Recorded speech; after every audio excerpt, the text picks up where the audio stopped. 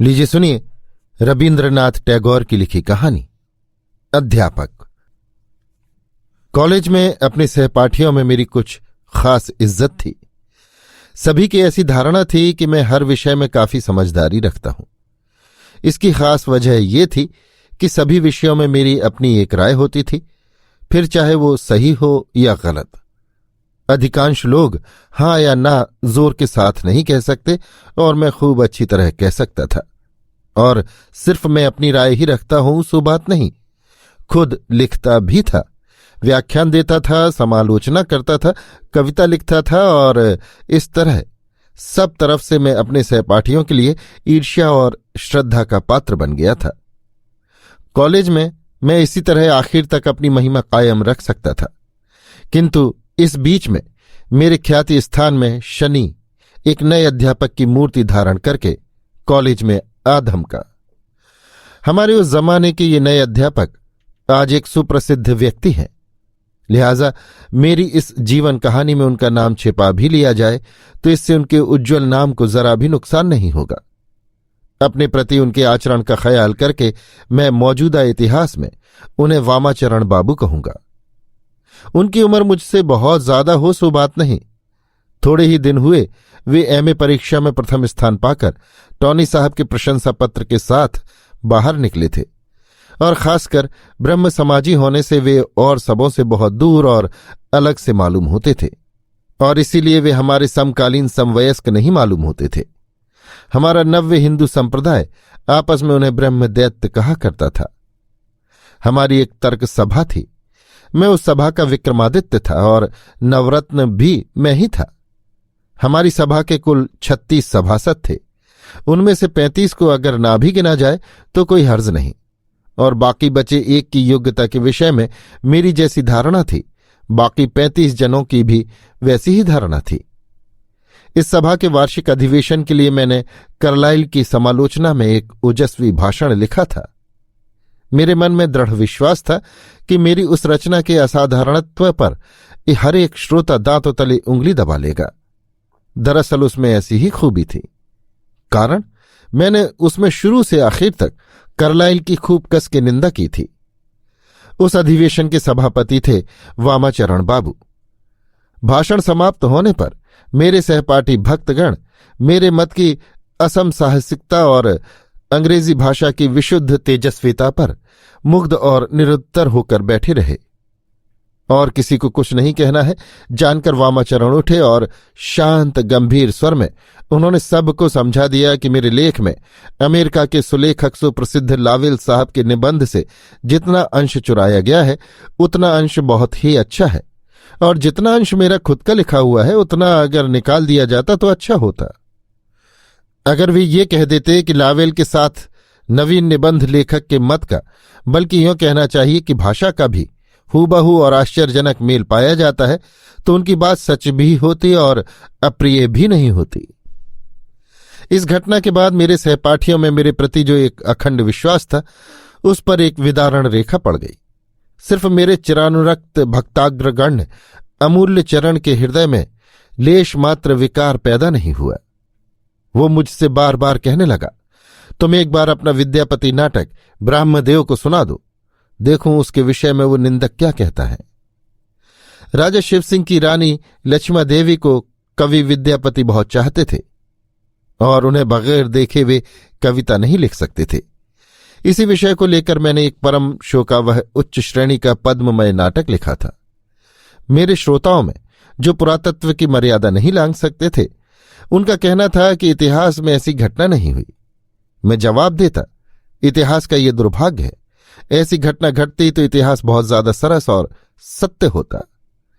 नाटक मेरा उच्च श्रेणी का था, ये मैं पहले ही कह चुका हूं। अमूल्य कहता था कि वो सर्वोच्च श्रेणी का है। मैं अपने को जितना समझता था वो मुझे उससे कहीं ज्यादा समझता था, इसलिए मेरा कितना बड़ा विराट रूप उसके चित्त में प्रतिफलित था उसकी मैं कल्पना भी नहीं कर सकता था। नाटक वामाचरण बाबू को सुना देने की सलाह मुझे बुरी नहीं मालूम हुई, कारण मेरा सुदृढ़ विश्वास था कि उस नाटक में निंदा की योग कहीं भी जरा छिद्र नहीं है। लिहाजा हमारी तर्क सभा का शीघ्र ही एक विशेष अधिवेशन हुआ और उसमें छात्रों के समक्ष मैंने अपना नाटक पढ़ सुनाया।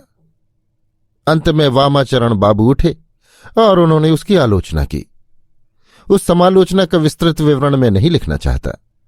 संक्षेप में इतना ही कह देना काफी है कि समालोचना मेरे अनुकूल नहीं हुई। वामाचरण बाबू के मत से नाटक के पात्रों के चरित्र और मनोभाव कोई खास विशेषता नहीं रखते। बड़े बड़े वाक्यों में मामूली मनोभावों का दिखावा है, और वो भी भाव की तरह क्षणस्थायी और अनिश्चित। लेखक के हृदय में आकार और जीवन पाकर उनका सृजन या विकास नहीं हो पाया। बिच्छू की पूंछ में डंक रहता है। वामाचरण बाबू की समालोचना के उपसंहार में ही तीव्रतम विष संचित था। आसन ग्रहण करने के पहले उन्होंने कहा, लेखक के इस नाटक के बहुत से दृश्य और मूल भाव गेटे के टासू नाटक का अनुकरण है और कहीं कहीं तो हूबहू अनुवाद करके रख दिया गया है। इस बात का अच्छा जवाब भी था। मैं कह सकता था कि होने दो अनुकरण, ये कोई निंदा की बात नहीं। साहित्य राज्य में चोरी विद्या बड़ी विद्या है, यहां तक कि पकड़े जाने पर भी। साहित्य के बड़े बड़े महाजन ऐसा करते आए हैं, और तो क्या शेक्सपियर भी इससे नहीं बचे। असल में साहित्य में जिसकी मौलिकता अत्यधिक होती है वही चोरी करने का साहस कर सकता है, कारण वो पराई चीज को संपूर्णतः अपनी बना सकता है। ऐसी और भी बहुत सी अच्छी अच्छी बातें थी जो कही जा सकती थी, पर उस दिन नहीं कही जा सकी। विनय इसका कारण नहीं। असल में बात यह है कि उस दिन इनमें से एक भी बात सूझी ही नहीं। उसके करीब 6-7 दिन बाद ये जवाब देवागत ब्रह्मास्त्र की तरह एक एक करके मेरे मन में उदित होने लगे। लेकिन शत्रु पक्ष सामने न होने से ये अस्त्र मुझे ही बेध बेध कर मारने लगे। मैं सोचने लगा, कम से कम ये बातें मुझे अपने क्लास के विद्यार्थियों को जरूर सुना देनी चाहिए। लेकिन उसमें भी दिक्कत ये थी कि ये मेरे उत्तर उन गधों की बुद्धि के लिए जरा कुछ ज्यादा सूक्ष्म थे। उनके दिमाग का दायरा इतना तंग था कि वे समझते थे चोरी तो आखिर चोरी ही है।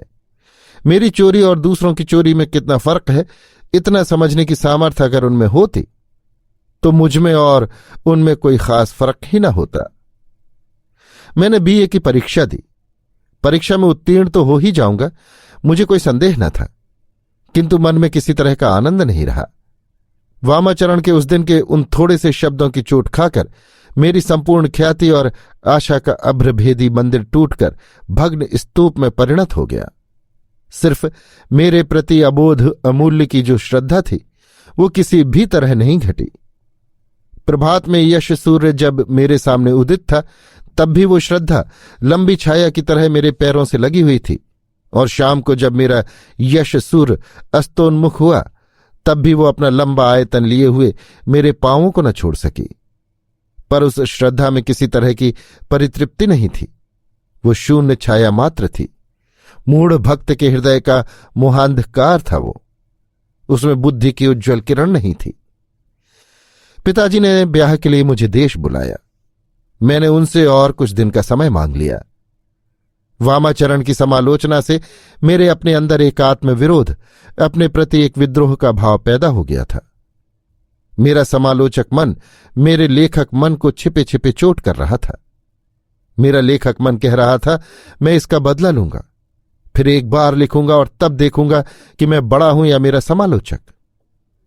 मन ही मन मैंने तय कर लिया कि विश्व प्रेम, दूसरे के लिए आत्मविसर्जन और शत्रु को क्षमा, इस भाव को लेकर चाहे गद्य में हो या पद में जबरदस्त सबलाइम जैसी कोई बहुत ही ऊंची चीज लिखूंगा, और इस तरह देश के समालोचकों के आगे लंबी समालोचना के लिए जबरदस्त खुराक रख दूंगा। इसके लिए तय किया कि किसी सुंदर एकांत स्थान में जाकर रहूंगा और वहीं अपने जीवन की सबसे बड़ी कीर्ति का सृजन करूंगा। मैंने प्रतिज्ञा कर ली कि कम से कम महीने भर बंधु बांधव और परिचित अपरिचित किसी से भी न मिलूंगा। अमूल्य को बुलाकर मैंने उसे अपना प्लान बता दिया। सुनते ही वो स्तंभित सा रह गया, मानो उसी क्षण उसे मेरे ललाट पर अपने देश की भावी महिमा की प्रथम अरुण ज्योति दिख गई। अत्यंत गंभीर मुंह बनाकर उसने मेरा हाथ मसक कर आंखें फाड़ फाड़ कर मेरे चेहरे की ओर देखते हुए मृदु स्वर में कहा, जाओ भाई, अमर कीर्ति का अक्षय गौरव अर्जन कर रहा हो। मेरा शरीर रोमांचित हो उठा। मुझे ऐसा लगा जैसे आसन्न गौरव गर्वित भक्ति विह्वल भारत के प्रतिनिधि के रूप में अमूल्य ने मुझसे ये शब्द कहे हों। अमूल्य ने भी कम त्याग नहीं किया इसके लिए। उसने अपने देश के लिए सुदीर्घ 1 मास तक मेरे संग की आशा संपूर्ण रूप से छोड़ दी। एक गहरी सांस लेकर मेरा मित्र ट्राम पर सवार होकर अपने कर्नवालिस स्ट्रीट के मेस की तरफ रवाना हो गया और मैं चंदन नगर के गंगा किनारे के बगीचे में अपनी अमर कीर्ति का अक्षय गौरव अर्जन करने चल दिया। गंगा के किनारे बिल्कुल सुनसान घर में अकेले चित लेटे हुए विश्वजनीन प्रेम की बात सोचते सोचते दोपहर को मुझे गहरी नींद आ जाती और शाम के करीब 5 बजे आंख खुलती। उसके बाद शरीर मन अत्यंत अवसादग्रस्त हो जाता। किसी तरह चित्त विनोदन और समय काटने के लिए मैं बगीचे के पीछे की तरफ सड़क के किनारे एक कुर्सी पर जा बैठता और चुपचाप बैठा हुआ गाड़ियों और आदमियों का चलना फिरना देखता रहता। जब बहुत ही ज्यादा असह्य हो उठता तो स्टेशन चला जाता। वहां टेलीग्राफ की कटकट आवाज होती, घंटी बजती, मुसाफिर आते जाते, 1000 पहियों वाली सांप सी रेलगाड़ी धुआं उगलती, फुसकारती और चीखती हुई इधर से उधर आती जाती रहती। मुसाफिरों की दौड़धूप और शोरगुल होता रहता। कुछ देर के लिए इससे मेरा मनोरंजन हो जाता। फिर घर आकर खा पीकर संगी साथियों के अभाव में जल्दी ही सो जाता और सवेरे जल्दी उठने की कोई भी जरूरत न होने से काफी दिन चढ़े तक बिस्तर पर पड़ा रहता। उठते उठते 8-9 बज जाते। शरीर मिट्टी हो गया। विश्व प्रेम का कोई रहस्य ढूंढे नहीं मिला। कभी भी अकेले रहने की आदत न होने से संगीहीन गंगा तट सुनसान शमशान सा मालूम होने लगा। और अमूल्य भी कैसा गधा है कि एक दिन के लिए भी उसने अपनी प्रतिज्ञा भंग नहीं की। इससे पहले मैं कलकत्ता में बैठा सोचा करता था कि विशाल छायादार वट वृक्ष के नीचे पैर पसार कर बैठूंगा। मेरे सामने से कलनादनी स्त्रोत सवनी अपनी धुन में बहती चली जा रही होगी। बीच में अपने सपनों में मग्न कवि होगा और उसके चारों तरफ होगा भाव राज्य और वाह्य प्रकृति। कानन में पुष्प होंगे, पेड़ों की डालियों पर विहंग होंगे, आकाश में तारे होंगे, मन में विश्वजनीन प्रेम होगा और लेखनी के मुंह से अश्रांत अनंत भावस्त्रोत विचित्र छंद में प्रवाहित होता रहेगा। किंतु कहाँ है वो प्रकृति? कहाँ है प्रकृति का वो कवि? कहाँ है वो विश्व और कहाँ है विश्व प्रेमी? एक दिन भी तो मैं बगीचे में नहीं घूमा। कानन के पुष्प कानन में खिलते हैं, आकाश के तारे आकाश में चमकते हैं, वट वृक्ष की छाया वट वृक्ष के नीचे ही पड़ी रहती है और मैं घर का घर ही में पड़ा रहता हूं। अपनी महिमा को किसी भी तरह प्रमाणित न कर सकने के कारण वामाचरण के प्रति मेरा क्रोध क्रमशः बढ़ता ही गया। उस समय बाल विवाह को लेकर देश के शिक्षित समाज में ये जबरदस्त वाक युद्ध छिड़ गया था। वामाचरण बाल विवाह के विरोधी पक्ष में थे और ऐसा सुनने में आया था कि वे किसी युवती कुमारी के प्रणय जाल में फंसे हुए हैं और शीघ्र ही प्रणय जाल में फंसने की उम्मीद में दिन काट रहे हैं। विषय मेरे लिए अत्यंत कौतुकप्रद और दिलचस्प था और विश्व प्रेम का महाकाव्य किसी तरह हाथ न लगा तो बैठे बैठे मन ही मन वामाचरण को नायक का आदर्श बनाकर कदम्बकली नाम की एक काल्पनिक नायिका को खड़ी करके एक सुतीव्र प्रहसन लिख डाला। लेखनी द्वारा इस अमर कीर्ति का प्रसव हो जाने के बाद मैं कलकत्ता जाने की तैयारी करने लगा। इतने में मेरी यात्रा में एक जबरदस्त विघ्न आ खड़ा हुआ। एक दिन स्टेशन न जाकर यों ही अलसाया हुआ मैं अपने बगीचे वाले मकान के कमरों में घूम फिर रहा था।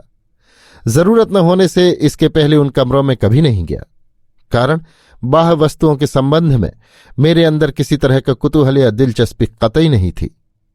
उस दिन महज वक्त काटने के लिए हवा में उड़ते हुए डंठल से गिरे पत्ते की तरह इधर उधर घूम फिर रहा था। उत्तर की तरफ का दरवाजा खोलते ही मैं एक छोटे से बरंडे में जा पहुंचा। बरंडे के सामने बगीचे की उत्तरी सीमा की दीवार से लगे हुए बड़े बड़े 2 जामुन के पेड़ थे।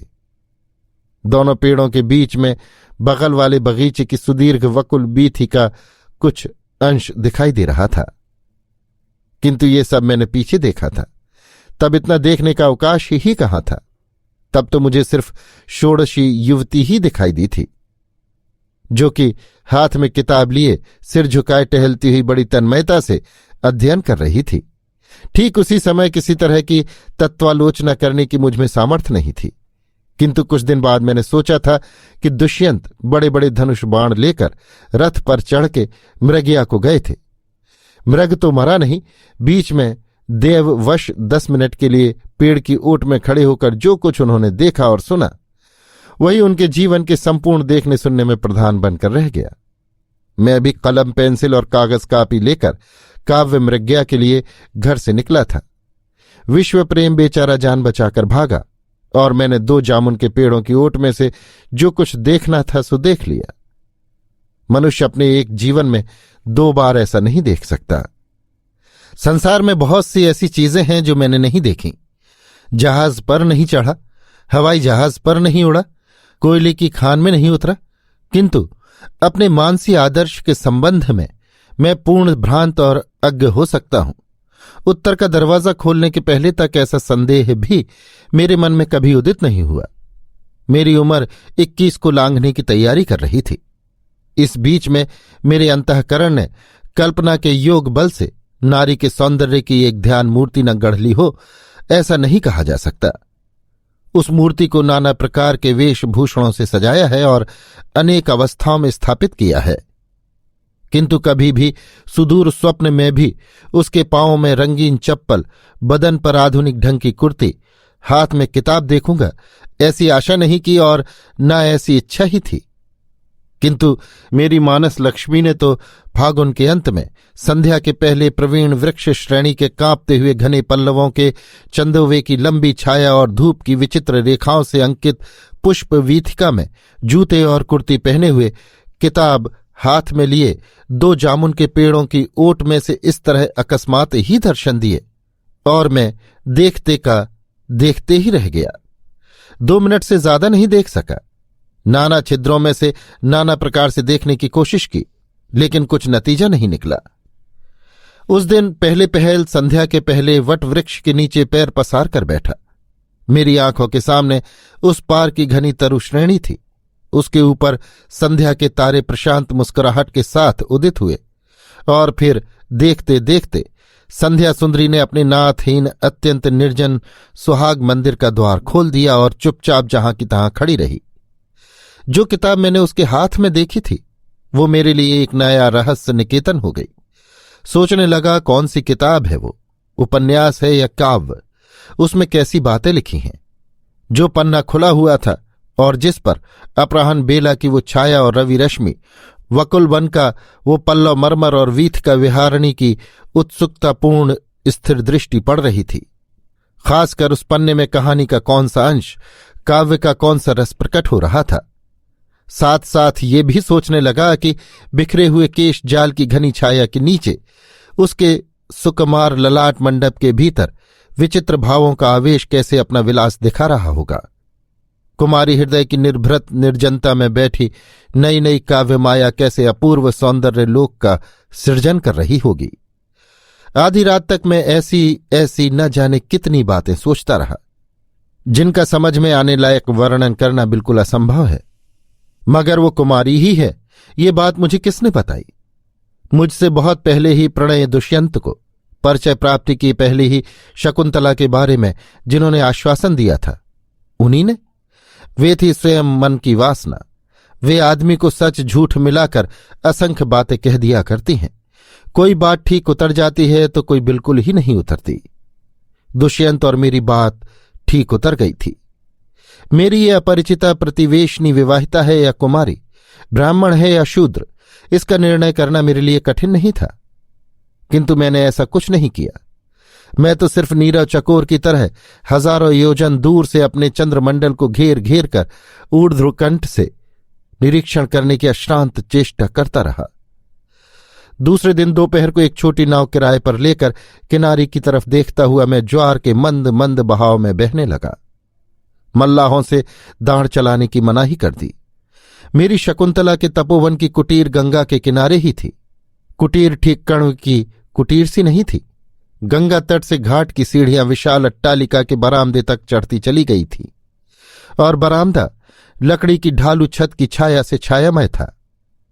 मेरी नाव जब नीरव मंथर गति से बहती हुई घाट के ठीक सामने पहुंची तो मैंने देखा मेरी नवयुवक की शकुंतला बरामदे में जमीन पर बैठी है। पीठ की तरफ एक चौकी है, उस पर कुछ किताबें रखी हैं और उन किताबों पर उसके खुले हुए बालों का ढेर लगा हुआ है, और वो चौकी का सहारा लेकर ऊपर की तरफ मुंह किए हुए अपनी बाईं बांह सिर पर रखे पड़ी है।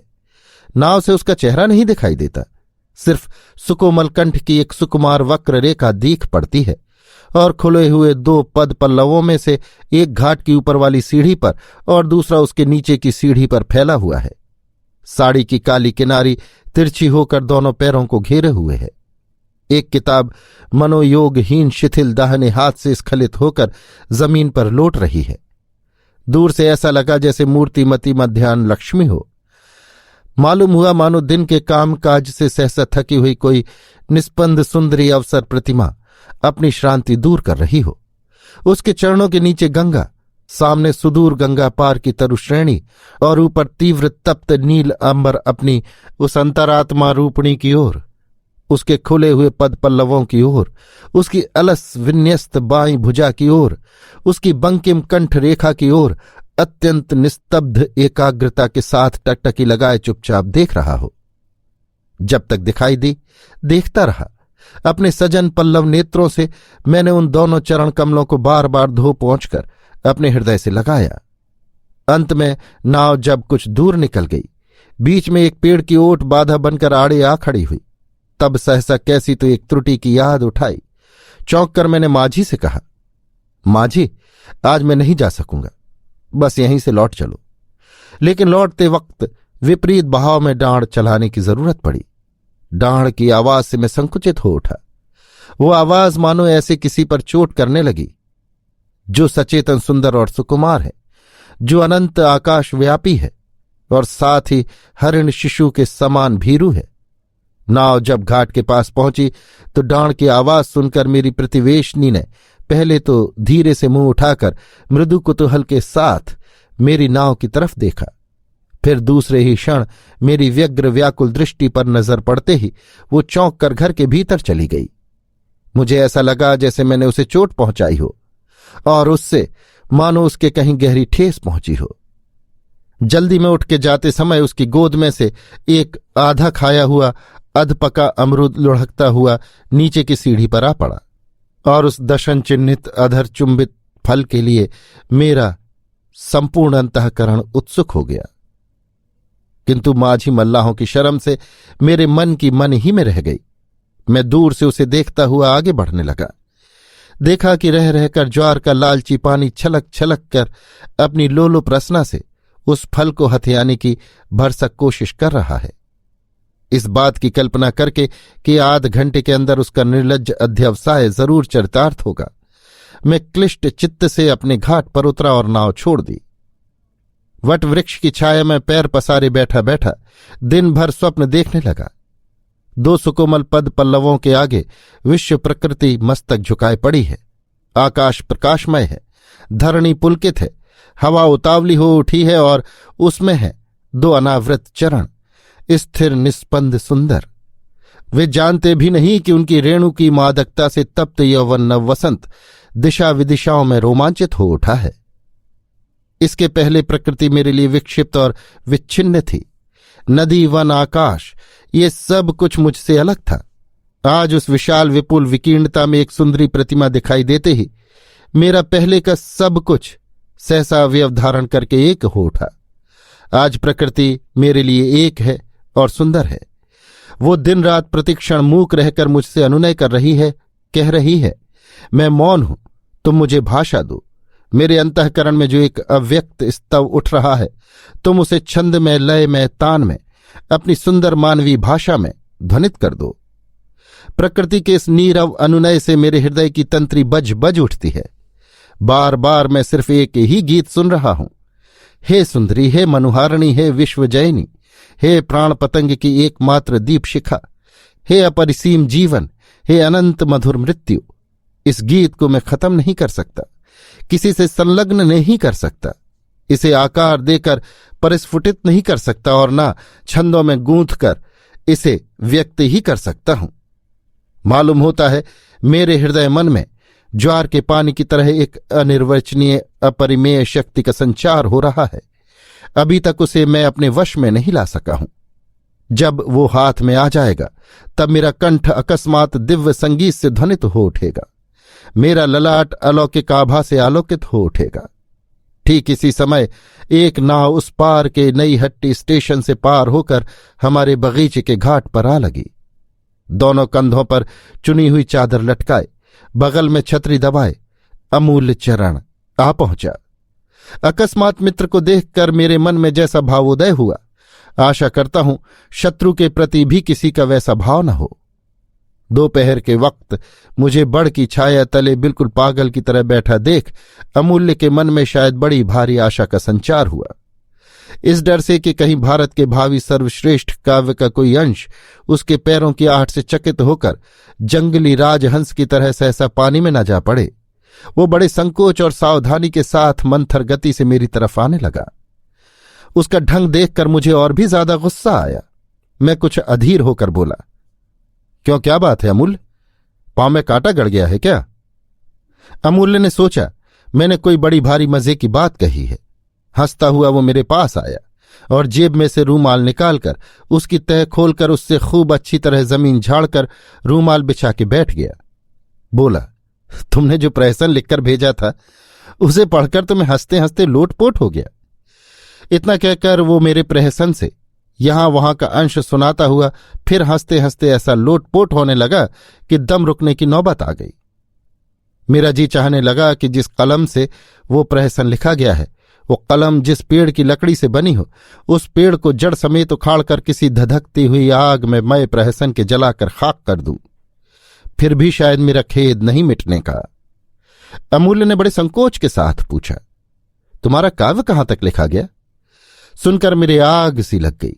मन ही मन कहा, जैसा मेरा काव्य है वैसी ही तुम्हारी बुद्धि।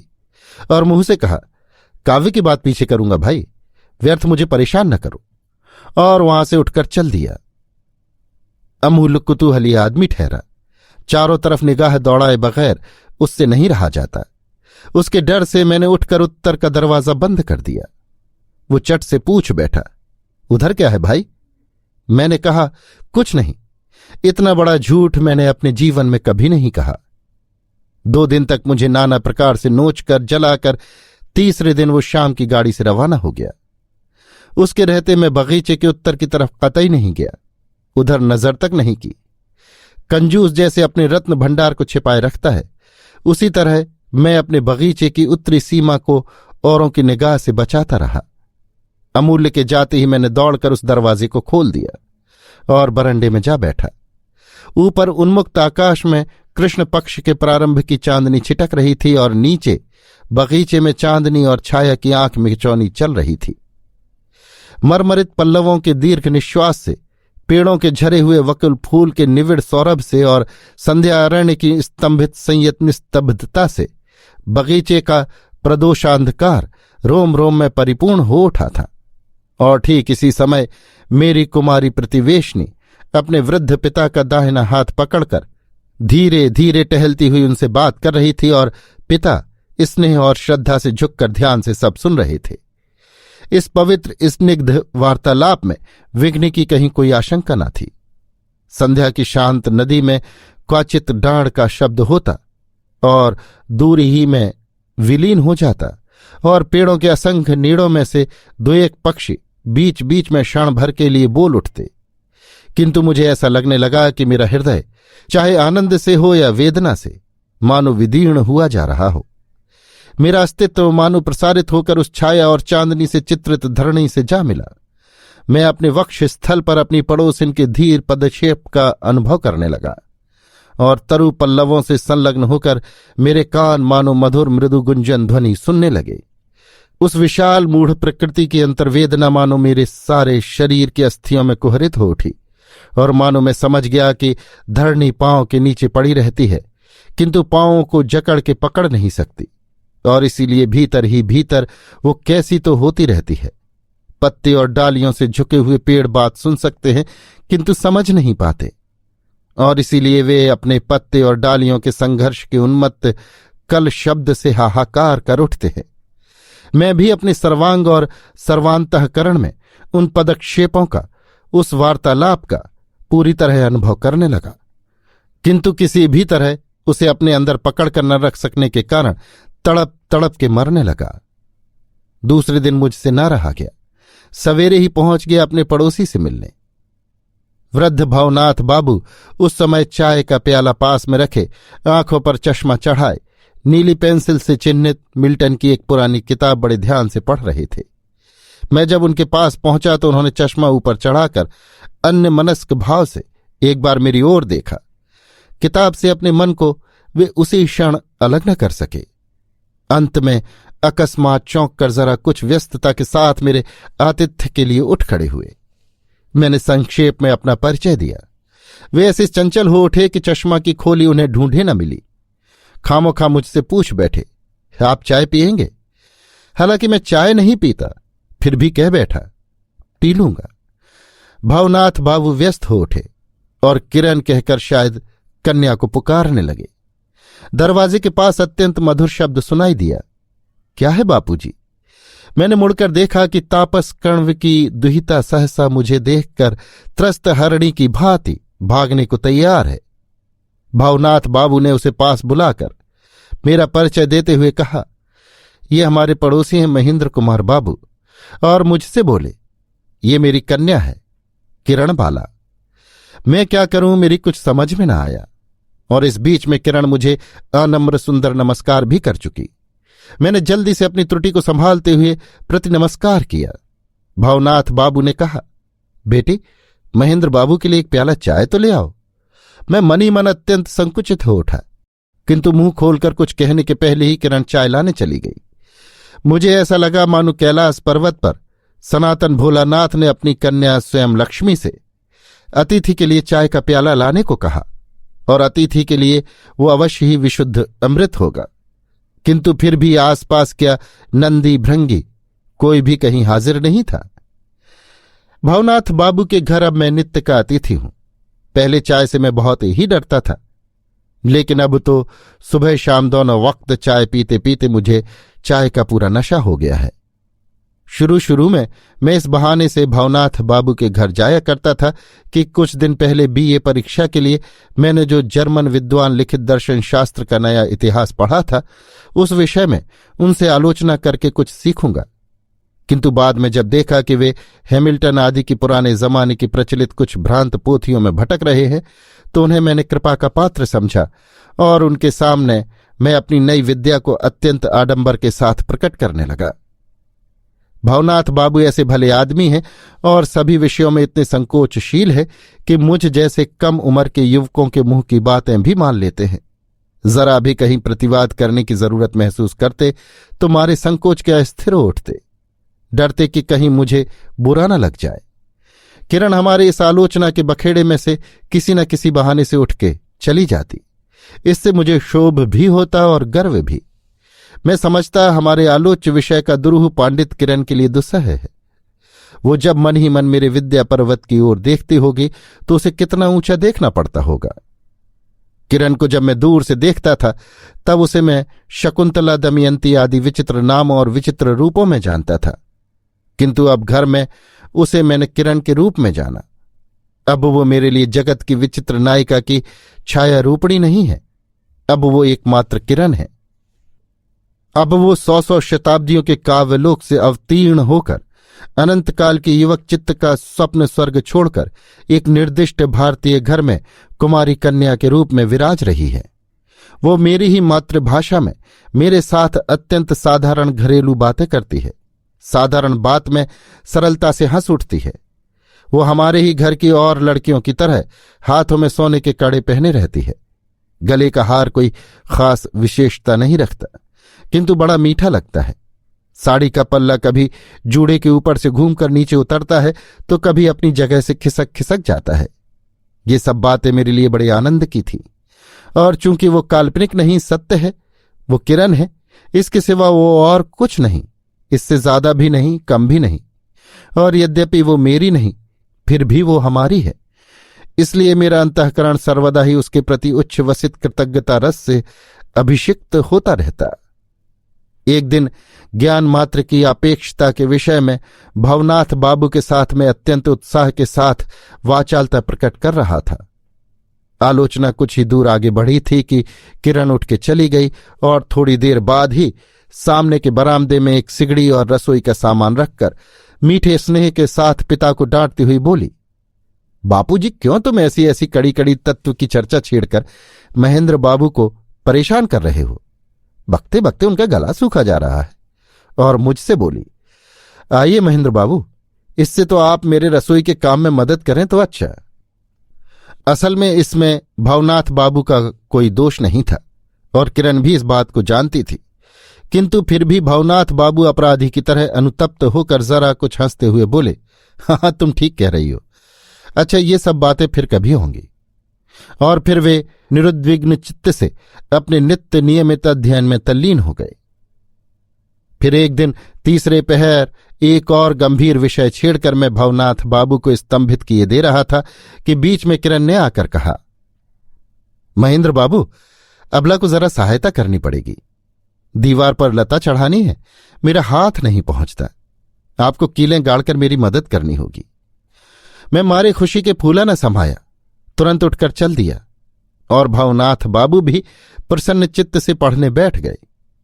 इस तरह देखा गया कि जब भी कभी मैं भवनाथ बाबू से किसी गंभीर विषय की चर्चा छेड़ने की तैयारी करता, किरण ठीक उसी वक्त बीच में आकर किसी न किसी काम का बहाना बताकर सब चौपट कर देती। इससे मैं मन ही मन पुलकित हो उठता। मैं समझ गया कि किरण के हाथ मैं पकड़ाई दे चुका हूं और उसने भी शायद समझ लिया कि भवनाथ बाबू के साथ तत्वालोचना करना मेरे जीवन का चरम सुख नहीं है। बाह्य वस्तुओं के साथ हमारे इंद्रिय ज्ञान का संबंध निर्णय करता हुआ जबकि मैं द्रूह रहस्य रसातल की मझदार में पहुंच रहा था, ठीक उसी समय किरण ने आकर कहा, महेंद्र बाबू चलिए, रसोई के पास मैंने जो बैंगन का खेत बोया है आपको दिखा लाऊं। चलिए। एक दिन की बात है, मैं अनेक युक्तियों से ये सिद्ध कर रहा था कि आकाश को असीम समझना सिर्फ हमारा एक अनुमान है। हमारी अभिज्ञता और कल्पना शक्ति के बाहर कहीं भी किसी न किसी रूप में उसकी सीमा रहना जरा भी असंभव नहीं। इतने में किरण आ पहुंची और बोली, महेंद्र बाबू, बगीचे में 2 आम पक गए हैं, चल के जरा डाली झुका दो तो मैं तोड़ लूं। कैसा उद्धार था, कैसी मुक्ति थी। असीम समुद्र के बीच में से एक ही क्षण में कैसे सुंदर तट पर आ जाता था। अनंत आकाश और बाह्य वस्तुओं के संबंध में संशय जाल जितना ही जटिल और दुश्छेद्य क्यों न हो, किरण के बैंगन के खेत या पके आमों के बारे में किसी प्रकार की दुरूहता और संदेह का लेश मात्र न था। काव्य उपन्यासों में वे उल्लेख योग्य भले ही न हों, किंतु जीवन में वे समुद्र वेष्टित द्वीप की तरह मनोहर हैं। जमीन से पांवों का लगना कितना आरामदेह है, इस बात को वही जानता है जो बहुत देर से पानी में तैर रहा हो। इतने दिनों से मैंने अपनी कल्पना में जिस प्रेम समुद्र का सृजन किया था, वह अगर सच होता तो वहां चिरकाल तक मैं कैसे बहता रहता मैं नहीं कह सकता। वहां आकाश भी असीम होता और समुद्र भी। वहां से हमारी प्रतिदिन की विचित्र जीवन यात्रा की सीमित घटनाएं बिल्कुल ही निर्वासित होती। वहां तुच्छता का लेश मात्र न होता। वहां सिर्फ छंद, लय और संगीत में भाव व्यक्त करने पड़ते, और थाह लेने की कोशिश करता तो थाह भी नहीं मिलती। किरण उस तत्व समुद्र में डूबते हुए इस अभागे को निकाल के जब अपने आम्रकानन में ले गई तो पांवों के नीचे जमीन पाकर मैं जी गया।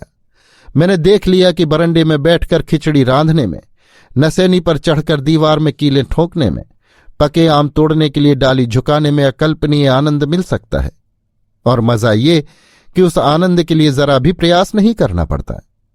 स्वतः जो बात मुंह से निकलती है, अपने आप ही जो हंसी खिलखिल उठती है, आकाश से जितना प्रकाश आता है और पेड़ों के नीचे जितनी छाया पड़ती है, बस उतना ही काफी है।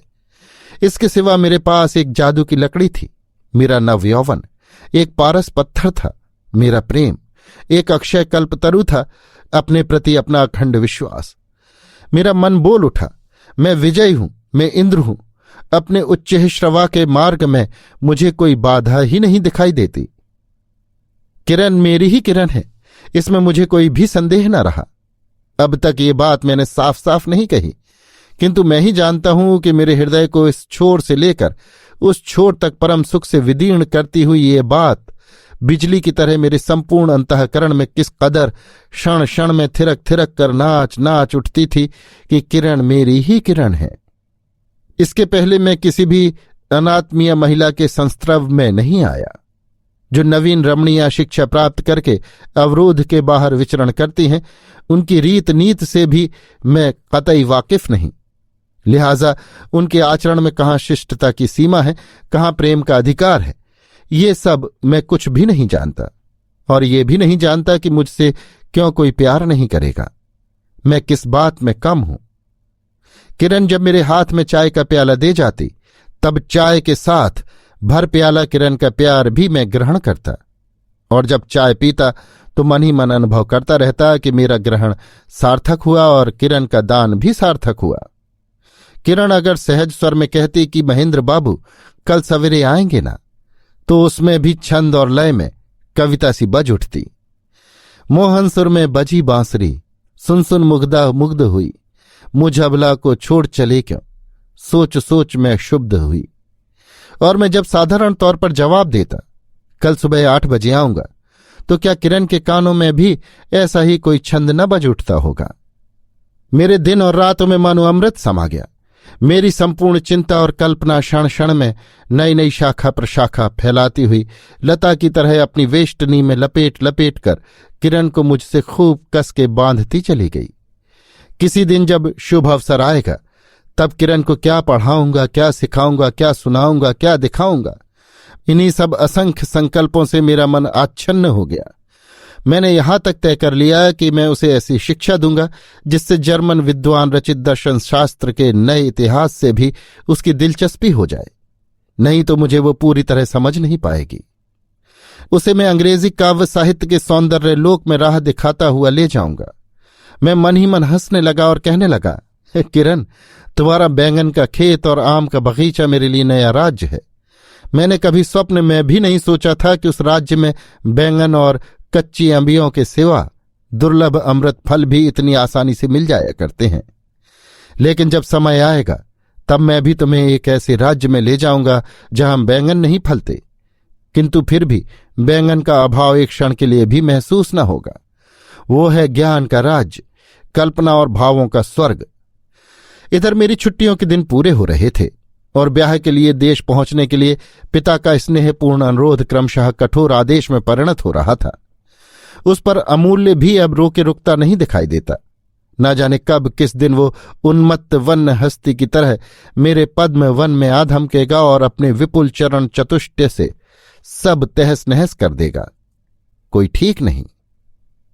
मेरा उद्वेग उत्तरोत्तर प्रबल होने लगा और दिन रात मैं यही सोचने लगा कि कैसे जल्द से जल्द हृदय की आकांक्षा को व्यक्त करके अपने प्रणय को विकसित करूं।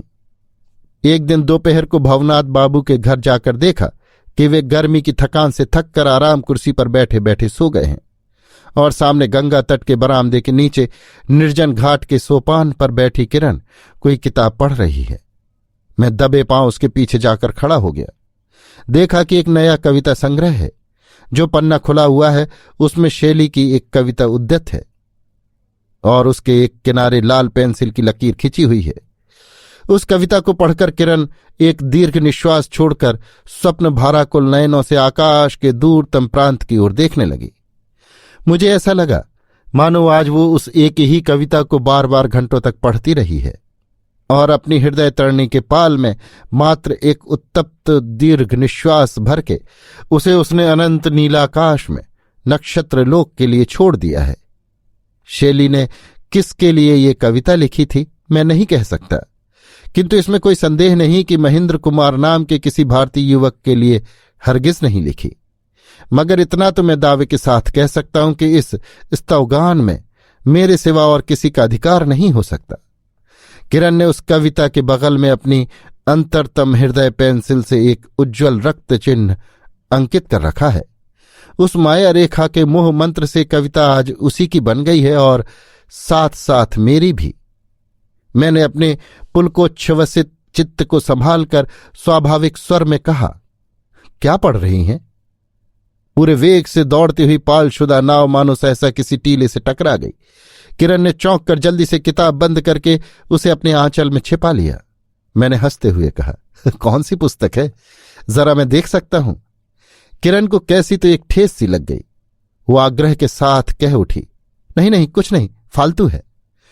मैं कुछ दूर पर नीचे की एक सीढ़ी पर बैठ गया और अंग्रेजी काव्य साहित्य की चर्चा छेड़ दी। ऐसे ढंग से कहना शुरू किया कि उससे किरण को साहित्य की शिक्षा भी मिले और अंग्रेज कवि की जबान में मेरे मन का भाव भी व्यक्त हो सके।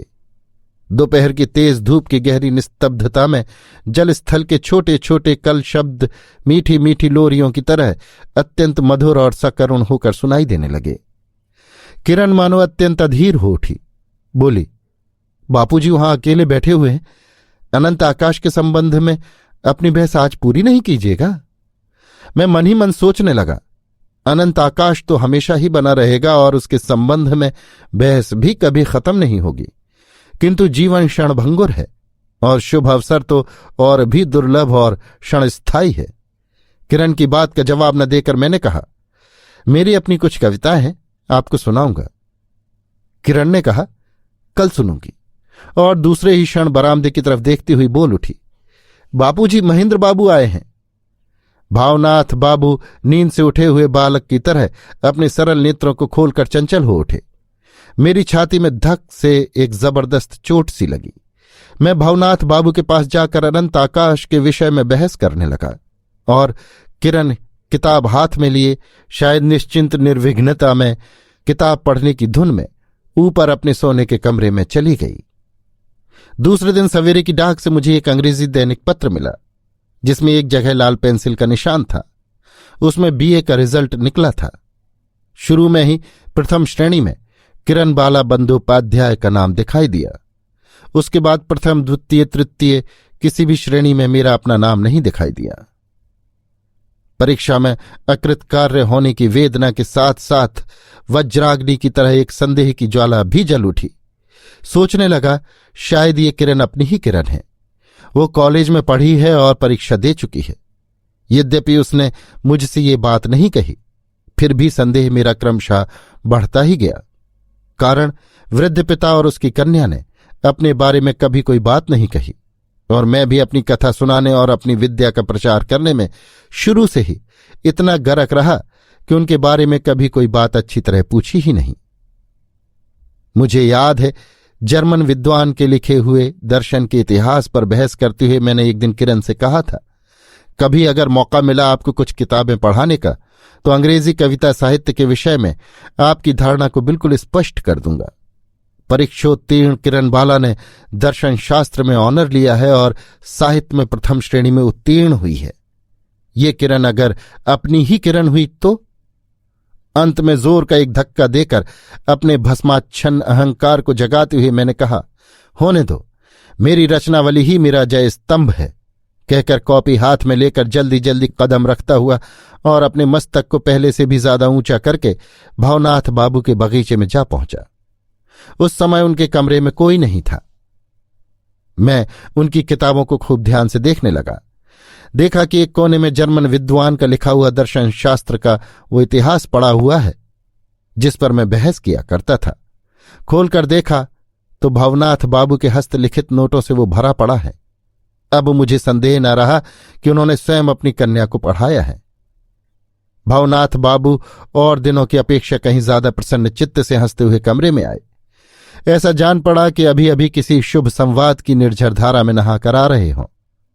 मैं अकस्मात ही जरा कुछ दंभ के साथ और रूखी हंसी हंसता हुआ बोला, भावनाथ बाबू, मैं परीक्षा में फेल हुआ हूं। ये कहकर मानो मैं उन महान व्यक्तियों में जा मिला जो विद्यालय की परीक्षा में फेल होकर जीवन की परीक्षा में प्रथम श्रेणी में उत्तीर्ण हुए हैं।